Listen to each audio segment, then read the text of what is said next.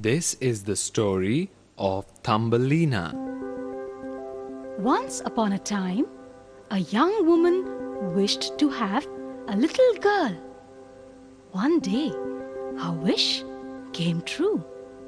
She found a very beautiful girl, no taller than her thumb, between the petals of a flower.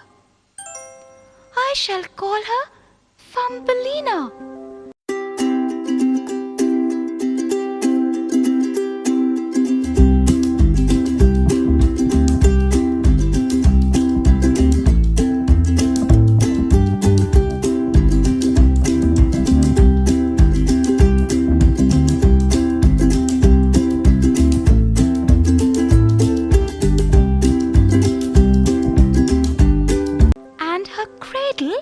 Will be a walnut shell, said she.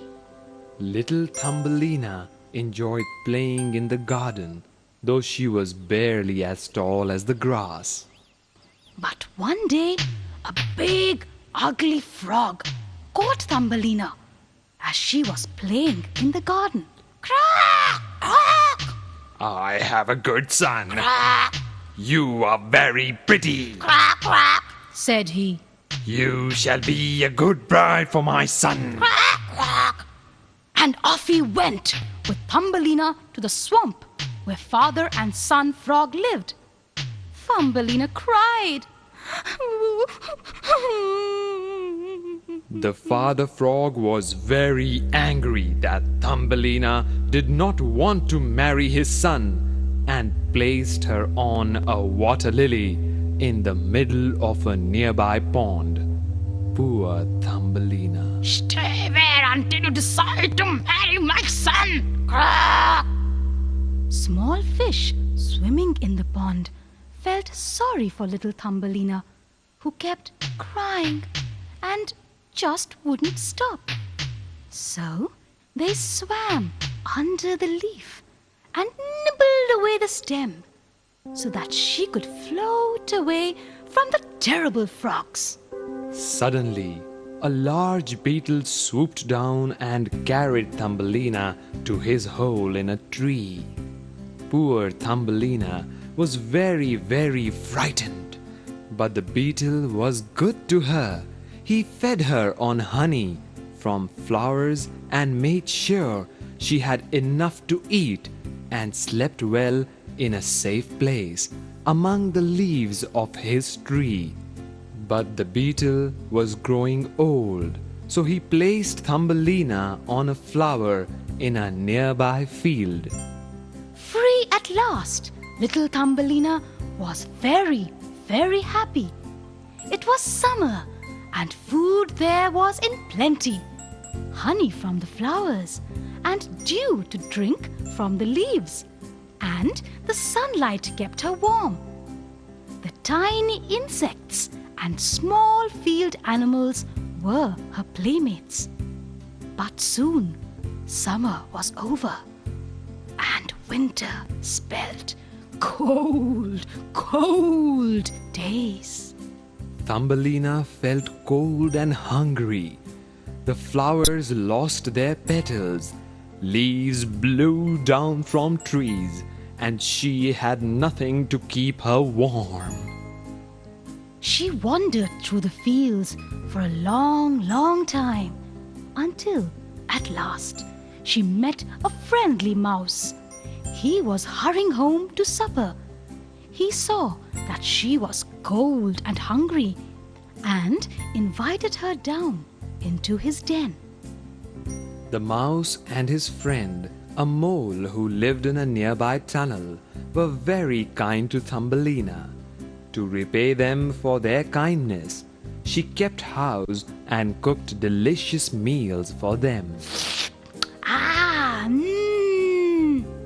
One day, while Thumbelina was there alone, she looked outside the window and saw a poor swallow who seemed to be dead. But he fluttered his wings.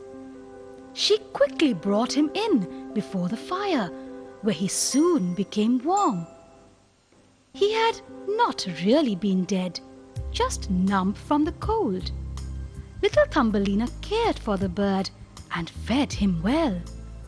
When he was strong and well, he thanked her and flew far away. Meanwhile, the mole loved Thumbelina and wanted to marry her.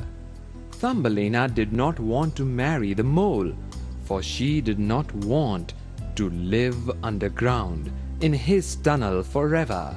She wanted to go back to her garden and wanted to live among the beautiful flowers. Poor Thumbelina, she was so sad. She stood at the door of the mouse's den, looking up at the clear blue sky. Just then, she heard wings flapping, flap, flap. It was a friend, the swallow. He asked her why she was so unhappy. Thumbelina told him her wish, and he said, "Come away with me." She climbed onto his back, and away they flew to a far-off land where there were flowers everywhere. The swallow placed Thumbelina on a beautiful white flower. It opened, and lo and behold, a handsome prince, not much taller than herself, with a gold crown on his head and delicate wings on his shoulders, smiled at her. When the prince saw Thumbelina's beauty, he asked her to marry him. He gave her a fine crown and a pair of white wings as wedding presents. She was so happy. After they were married, Thumbelina and the prince lived among the flowers and were warmed by the sun. With their delicate wings, the prince and his beautiful bride could fly from flower to flower, sipping the honey. They enjoyed singing of the birds. Their friend the swallow stayed to live near them in the garden. Thumbelina was no longer lonely. She and the handsome prince loved this wonderful land and lived there happily forever and ever and ever.